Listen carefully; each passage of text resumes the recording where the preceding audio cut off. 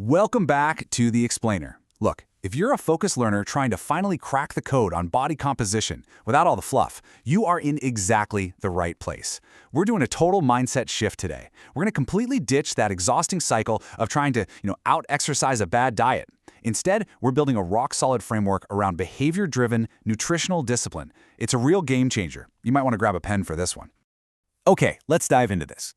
The big question on literally everyone's mind. Can you actually lose weight without any exercise at all? The answer, unequivocally, is yes. Now, hey, don't get me wrong here. Exercise is absolutely phenomenal for your heart health, your mood, your longevity. But when we actually look at the clinical data, your body weight is driven primarily by what you put on your plate, not how many hours you log on the treadmill. Using exercise as your main weight loss tool is, frankly, consistently overrated.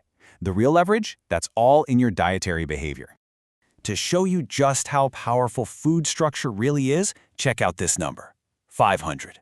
There was this landmark trial from the NIH, and they found that people eating an ultra-processed diet inadvertently ate 500 extra calories a day compared to those eating whole foods. Guys, that's an entire extra meal. And the craziest part? They didn't even report feeling any hungrier. This proves, beyond a shadow of a doubt, that the actual structure and quality of your food is the real culprit sneaking in those extra calories, not some lack of willpower or skip gym sessions. So here's our roadmap to get you from where you are today to total nutritional discipline. First up, we'll hit the weight loss exercise myth, followed by the North American diet trap. Then we're looking at protein and food chemistry, running through the rules of nutritional discipline, and finally wrapping up with preparation systems for success. We'll move briskly so you can get some highly actionable tools today. All right, kicking things off with Section 1, the exercise myth, why burning fails. I think we all know the sheer frustration of trying to out-exercise a terrible diet. It seems like basic math to just burn more to lose more, right? Well, biology kinda has other plans. The core issue here is something called exercise-induced compensation. Say you go out and crush a grueling 45-minute run. You might burn, 300 to 400 calories? But what happens right after? Your body instinctively compensates. It might spike your hunger hormones, or it might just make you move a whole lot less for the rest of the day by subconsciously slowing down your spontaneous daily movement. That hard-earned 400-calorie deficit, it can literally be erased in 2 minutes by like a single mindless handful of mixed nuts or a large smoothie. Exercise just can't outpace a diet that's structurally designed to make you overconsume. Let's move to Section 2, the North American diet trap. We really need to see how our modern eating habits are actively sabotaging our biology on a daily basis. Take a look at this comparison here. On the left, we've got the chaotic North American diet trap. You know the drill. Waking up late, skipping breakfast, maybe grabbing a sugary pastry, scarfing down a highly processed sandwich at your desk while staring at a screen, and then just massively loading up on calories late at night. Their hourly energy balance is totally negative in the morning and off the charts positive in the evening. But look at the right side. A nutritionally disciplined eater distributes their energy intentionally. They eat prepared whole foods at regular 2 to 3 hour intervals, actually focusing on their meal without distractions. This keeps the body in a steady, recovering, metabolically active state all day long. But honestly, this dietary trap goes way deeper than just calories. It fundamentally alters your body's pH, leading to what's called low-grade chronic metabolic acidosis. Think about this. Our ancestors ate a highly alkaline diet with an acid load of negative 88 milliequivalents per day. Our modern diet, which is just packed with processed grains, cheeses, and meats, hits a highly acidic positive 48. Because your blood pH has to remain strictly stable, your body is forced to neutralize all this acidity by literally leaching calcium straight out of your bones and glutamine right out of your muscle tissue. Yikes, right? The good news is you can easily fix this by eating a lot more neutralizing vegetables or, pro tip, even just adding a simple dash of baking soda to your daily protein shake. Now that we've seen the traps, let's shift over to Section 3, protein and food chemistry. Once you optimize your macronutrients, eating fewer calories just kind of happens naturally. Let's look at the basic macronutrients. While carbs and fats are totally vital, protein is, hands down, your highest leverage nutrient. Why? It's all about this incredible thermic effect. Protein requires 25 to 30% of its own energy just to be digested and absorbed by the body. Compare that to carbs, which only take 6 to 8%, or fats at a tiny 2 to 3%. Plus, eating protein actively increases a hormone called glucagon, which antagonizes insulin and mobilizes fat. So eating more protein literally revs up your metabolic engine and keeps you incredibly full. It's a total win-win. Now, what's really interesting about this slide is the sweet spot for combining these macros.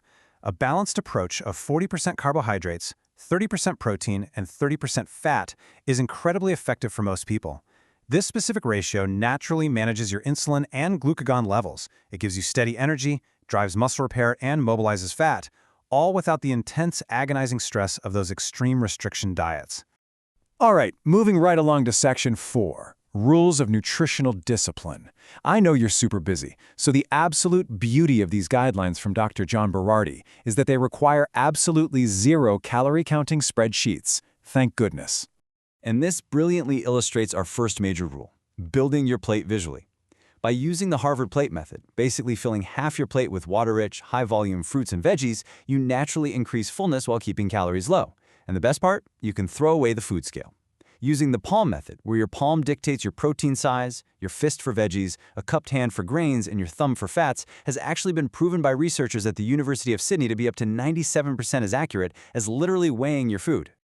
Let's quickly walk through the rest of the core rules. You want to eat every 2 to 3 hours to maintain blood sugar. Include complete lean protein and veggies every single time you eat. Save those dense carbs for right after you exercise, and ditch all calorie-containing drinks like soda and juice. But here is an absolutely crucial point. You must eat slowly and never, ever eat while distracted by a screen. Why? Because satiety signals take about 15 to 20 minutes to actually reach your brain. If you're zoning out watching TV, you'll eat way faster than that signal, which consistently leads to a 20 to 30% calorie overshoot. Just put the phone down and stop when you feel satisfied, not stuffed. Now, if you're sitting there feeling a bit overwhelmed, I want to offer you some massive relief. 100% perfection? Totally not required. Actually, scratch that. It's not even necessary, because the difference in results between 90% adherence and 100% adherence is statistically negligible. Think about it. If you eat 6 small meals or snacks a day, that's 42 meals a week. You can literally break the rules for about 4 of those meals every single week. Go have that treat or that fun social dinner, and you'll still achieve phenomenal long-term results. That brings us perfectly to Section 5, Preparation Systems for Success. To actually hit that 90% adherence, we have to face one universal truth. Willpower always, eventually, fails. Having concrete preparation systems is the ultimate, non-negotiable secret of the nutritionally disciplined. I want to introduce you to the Sunday ritual. Pick a day, usually Sunday, and block out just 3 hours. First, write out a simple meal plan for the week. Second, buy the exact grocery amounts you need, no more, no less. Third, pre-cook those lean meats, chop up your veggies, and portion out your daytime snacks into containers. By having your lunches and snacks totally prepped in advance, you entirely remove the vulnerability of a stressful workday where you'd normally just cave and buy fast food. And for all you busy professionals and road warriors out there, you can absolutely take control of your environment when you're traveling. Try booking a hotel with a kitchenette, or at least a fridge. Map out nearby grocery stores before your flight even lands. I know some executives who literally FedEx their protein powder, nuts, and shaker bottles to their hotel in advance. And when you're forced to eat out, don't be a slave to the menu. Just politely ask for custom, sauce-free portions of lean protein and veggies. Oh, and always pack a high-quality powdered green supplement to cover the inevitable drop in fresh veggies on the road. If you're hyped up and eager to implement all this right now, I want you to just slow down and look at this number. According to researcher Philippa Lally, habit formation takes an average of 66 days. And guys, that is just for a single, isolated behavior. Trying to overhaul 5 dietary habits all at once is just a guaranteed recipe for burnout and failure. You really need to focus on one change at a time. There's this fantastic quote from nutrition specialist Irene Astafychova that perfectly validates why you might have struggled with this in the past. She says, "In my coaching practice, the clients who lose weight and keep it off are almost never the ones who are most disciplined. They're the ones who built a few solid habits and stopped fighting their body every day." That's so powerful, right? Sustainable behavior change completely outperforms temporary, rigid, white-knuckle dietary discipline every single time. So, I'm going to leave you with a challenge today, and it's an important one. Which single habit are you going to commit to changing today? Pick just one tiny habit from this explainer. Is it going to be adding a fist-sized portion of veggies to your lunch? Or maybe it's just putting your phone in another room while you eat dinner. Pick just one, master it for the next 66 days, and watch how it completely transforms your biology.